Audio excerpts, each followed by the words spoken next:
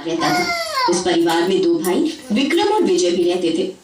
विक्रम की शादी तो राधिका के साथ हो गई थी, लेकिन अजय की शादी की बातचीत चल रही थी। उनके पिताजी ने अजय की शादी के लिए पंडित जी को बुलवाया।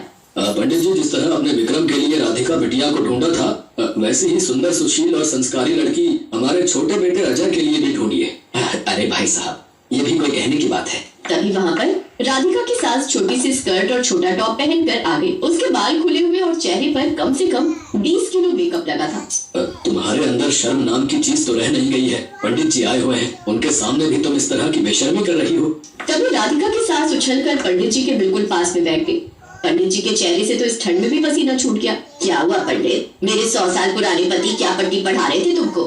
वो अजय बेटा के लिए लड़की ढूंढनी थी ना, उसी के बारे में हम लोग बातचीत कर रहे थे।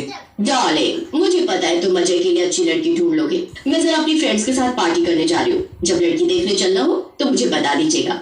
Bye bye all. इतना बोलकर राधिका की सास कमर मटकाती हुई घर के बाहर चली गई। उसकी ये ठरकपन वाली हरकत देखकर परिवार में सभी को बहुत गुस्सा आता था। उसकी सास मटकते हुए मार्केट में कहीं जा रही थी, फिर मोहल्ले के लड़के उसे देखकर मुस्कुराने लगते हैं। अरे यार, वो देखो सामने है? इतनी आग तो इन लड़कियों में नहीं है जितनी आग उस औरत के अंदर है।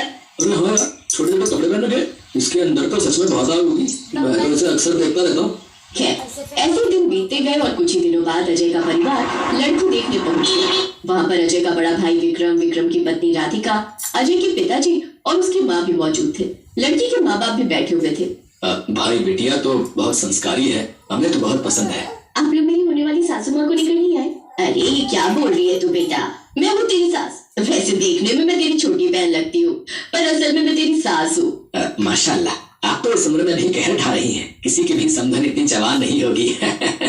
तो इसी तरह हंसी मजाक करते हुए प्रियंका और अजय की शादी हो गई। शादी के अगले दिन जब प्रियंका सोकर उठी तब उसने देखा कि उसकी सास अपने कुछ जवान दोस्तों के साथ बैठकर गप्पे मार रही थी। उसके 4 जवान लड़के दोस्त थे और बीच में उसकी सास बैठी थी। वो लड़के बार बार उसकी सास को छूने की कोशिश कर रहे थे, कभी कंधे पर हाथ रखते थे और उसकी सास को इस बात से कोई एतराज भी नहीं था। मैंने तो सोचा था सासू माँ सिर्फ थोड़ी मॉडर्न है, लेकिन ये तो निकली ससुर जी के होते हुए भी 4 जवान लौंडों के बीच में बैठी है। अरे प्रियंका दीदी, जरा इधर आना, मैं तुम्हें अपने दोस्तों से मिलवाती हूँ। हाँ आती हूँ। प्रियंका उनकी तरफ आ ही रही थी कि अचानक उसकी सास उठी और उसके कान में कहा, देख बहू, इन लौंडों के सामने ये मत बताना कि मैं तेरी सास हूँ। आपने मना कर दिया तो भला मैं क्यों बताऊंगी, लेकिन आपको ऐसा नहीं करना चाहिए। ससुर जी बेचारे क्या सोचेंगे? अरे ससुर जी को मारो गोली, उसने तो अपने आप को बहुत पहले ही बूढ़ा मान लिया था। मैं तो अभी तक जवान हूँ। अरे क्या हुआ डार्लिंग?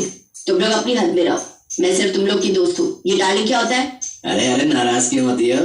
हमने तो ऐसे ही मजाक में बोला था। खैर, उसकी सास उन लोगों के बीच बैठकर खूब मस्ती कर रही थी। खूब हंसी मजाक चल रहा था। ये सब कुछ उनके दोनों बेटे और उसका पति दूर से देख रहे थे।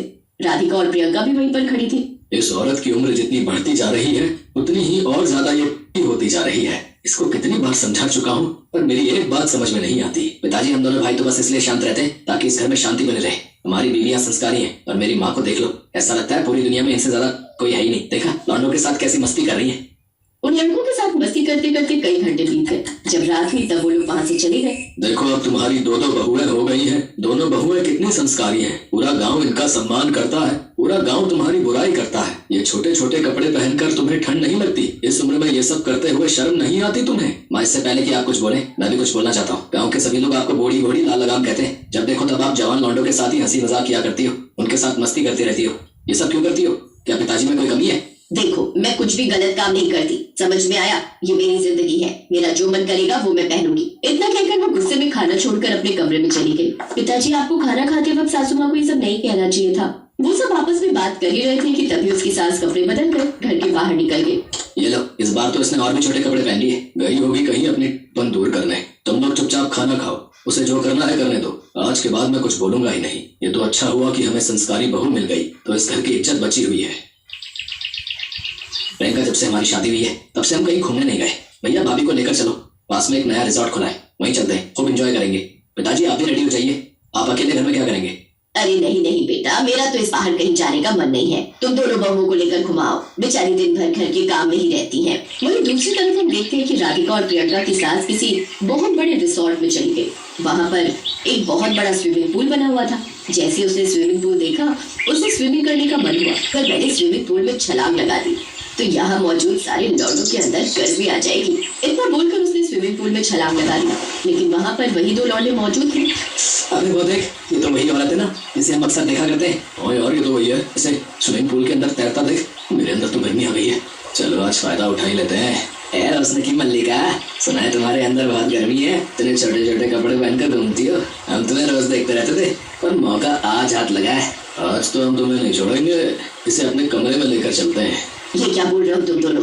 मैं उस तरह की लड़की नहीं हूँ। और चाहे जितनी बुरी क्यों ना हो, वो अच्छे बनने का नाटक तो करती है। एक बार कमरे में आ जाएगी तो खुद हमारा सपोर्ट करने लगेगी। तुम दोनों तो मेरे दोस्त हो, तुम लोग ऐसी बातें कर रहे हो।